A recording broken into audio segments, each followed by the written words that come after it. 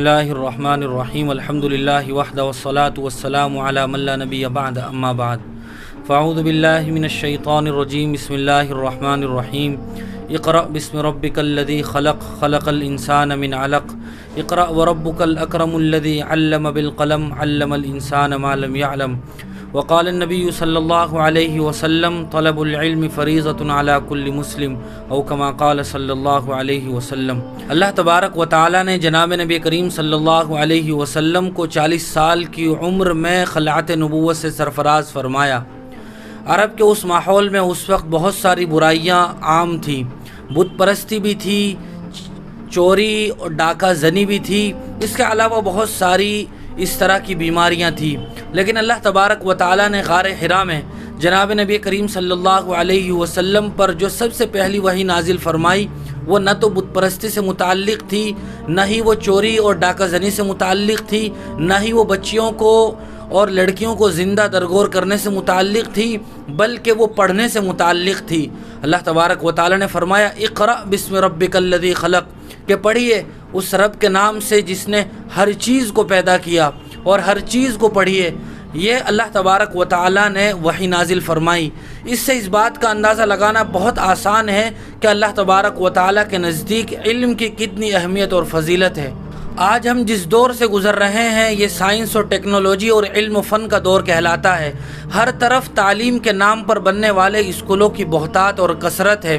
ہم جہاں بھی جائیں، جس طرف بھی جائیں، ترقی کا معیار اگر کوئی چیز ہے تو وہ آج کے زمانے میں تعلیم ہے، لیکن ایک علم وہ ہے کہ جس علم کے فضائل اللہ تبارک و تعالی نے بیان فرمائے ہیں اور جناب نبی کریم صلی اللہ علیہ وسلم نے اپنی زبان فیض ترجمان سے بہت ساری احادیث میں بیان فرمائے ہیں۔ اللہ تبارک و تعالی فرماتے ہیں یرفع اللہ الذین آمنوا منکم والذین اوتوا العلم درجات، کہ اللہ تبارک و تعالی ان لوگوں کے درجات کو بلند فرمائیں گے جن کو علم دیا گیا۔ اسی طرح اللہ تبارک و تعالی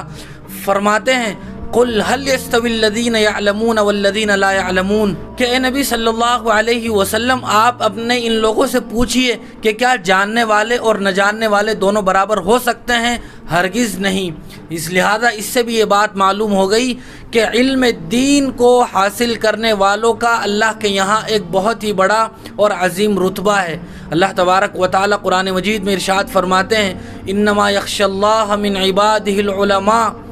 کہ اللہ تبارک و تعالی سے ڈرنے والے یہ علماء ہیں، چونکہ علم کے ذریعے سے معرفت خداوندی حاصل ہوتی ہے، حلال و حرام کا علم ہوتا ہے، جائز اور ناجائز کی جانکاری ہوتی ہے، جس کے نتیجے میں انسان کے لیے نیک کاموں کو انجام دینا اور برائیوں سے رکنا آسان ہو جاتا ہے۔ قرآن مجید اس طرح کی بہت ساری فضیلتوں سے بھرا ہوا ہے جو عالم سے علم سے متعلق ہیں۔ سب سے پہلے نبی حضرت آدم علیہ السلام کو اللہ تبارک و تعالی نے مسجود الملائکہ بنایا، یعنی ان کے سامنے فرشتوں جیسی عظیم اور مقدس معصوم مخلوق نے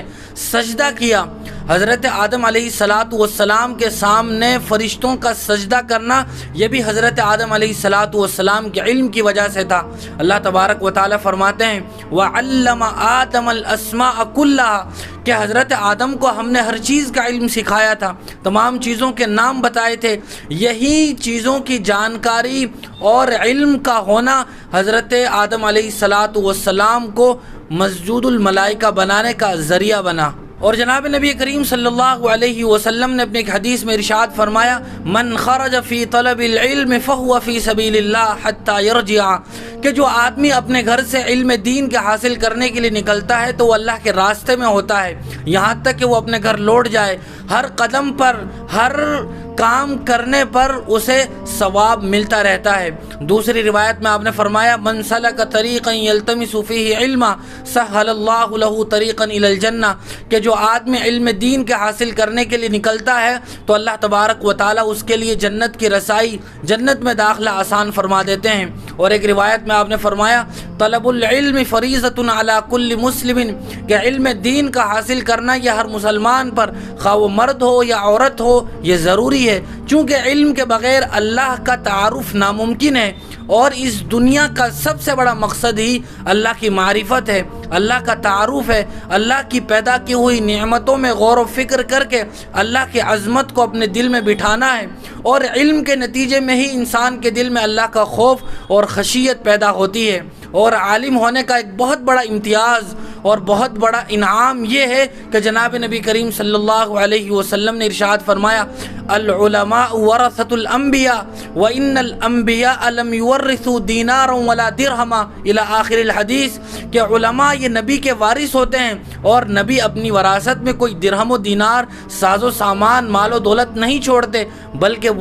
یہی نبوت کا علم اور علم دین کو چھوڑ کر جاتے ہیں۔ اور ایک روایت میں آپ صلی اللہ علیہ وسلم نے ارشاد فرمایا، فضل العالم علی العابد کفضلی علی ادناکم، کہ عالم کی فضیلت عابد پر، عبادت گزار پر ایسی ہے جیسے میری فضیلت تم میں سے ایک ادنا بندے پر ہے۔ ایک روایت میں آپ نے فرمایا، فضل العالم علی العابد کفضل القمر لیلۃ البدر علی سائر الکواکب، کہ عالم کی فضیلت ایسی ہے جیسا کہ 14ویں کے رات کے چاند کی فضیلت تمام تر ستاروں پر ہے۔ اس کے ذریعے سے علم کی اہمیت کا، عالم کی فضیلت کا اندازہ لگانا بالکل آسان ہو جاتا ہے۔ ہم نے تاریخ کی کتابوں میں اور سیرت کی کتابوں میں پڑھا ہوگا کہ جب غزوہ بدر میں بہت سارے کافرین مارے گئے اور بہت سارے کافر وہ قیدی بنا کر مدینہ میں لائے گئے، تو حضور اکرم صلی اللہ علیہ وسلم نے ان کافروں کی رہائی کے لیے جس چیز کو معیار اور بنیاد قرار دیا تھا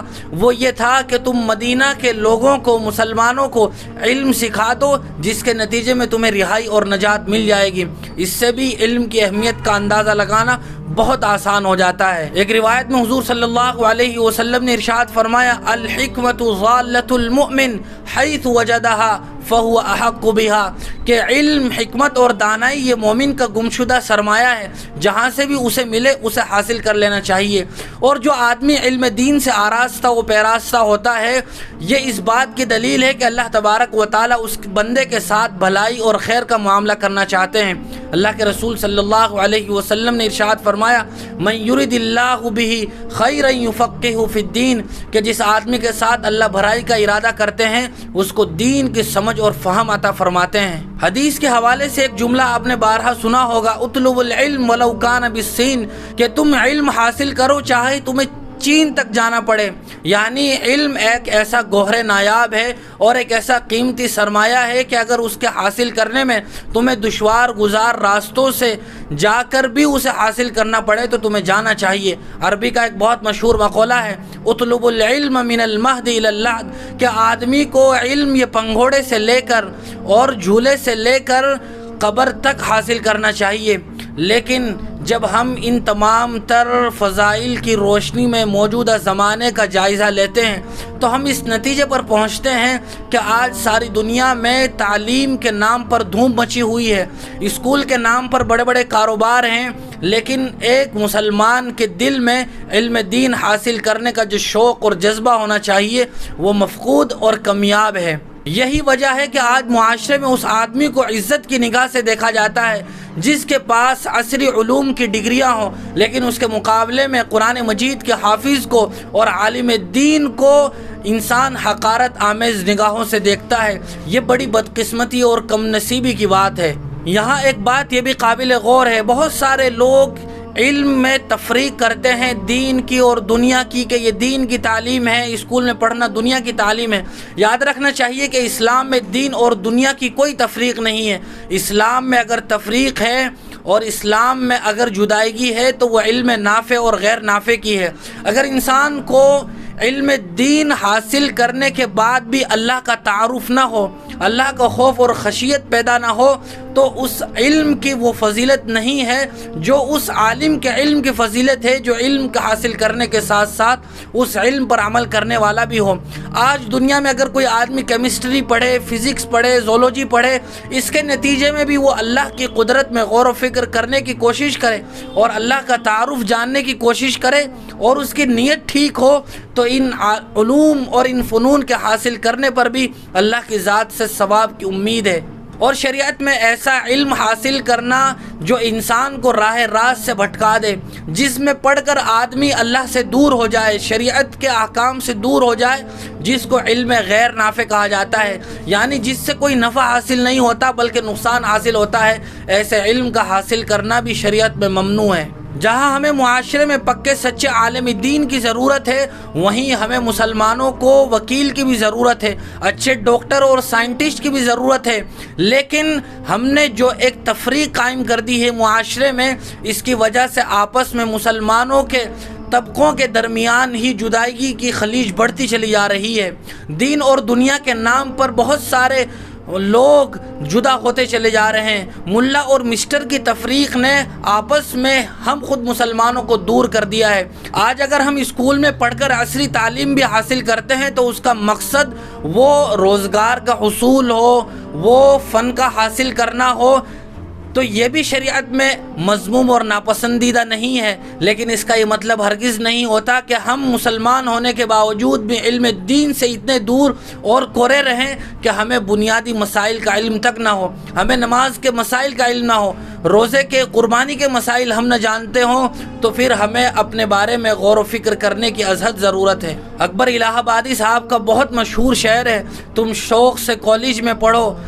پارک میں پھولو، جائز ہے غباروں میں اڑو، چرخ پہ جھولو، مگر ایک سخن بندے عاجز کی رہے یاد، اللہ کو اور اپنی حقیقت کو نہ بھولو۔ کہیں بھی پڑھو، کچھ بھی پڑھو، لیکن بشرطے کہ وہ شریعت کے منشے کے خلاف نہ ہو، اس کو پڑھ کر انسان کے ایمان کا خطرہ نہ ہو، بلکہ اس کا مقصد صحیح نیت پر مبنی ہو، تو انشاءاللہ وہ بھی فائدے سے خالی نہیں ہوگا۔ لیکن احادیث میں جس علم کے حاصل کرنے پر فضائل بیان کیے گئے ہیں، وہ علم ہے کہ جو اللہ تبارک و تعالیٰ کے یہاں اور جناب نبی کریم صلی اللہ علیہ وسلم کے نزدیک مطلوب اور پسندیدہ ہے۔ علم وہ دولت ہے جو لٹتی نہیں، خرچ کرنے سے کبھی گھٹتی نہیں۔ اور عربی شاعر کا ایک شعر ہے، رضینا قسمت الجبار فینا لنا علم وللجہال مال،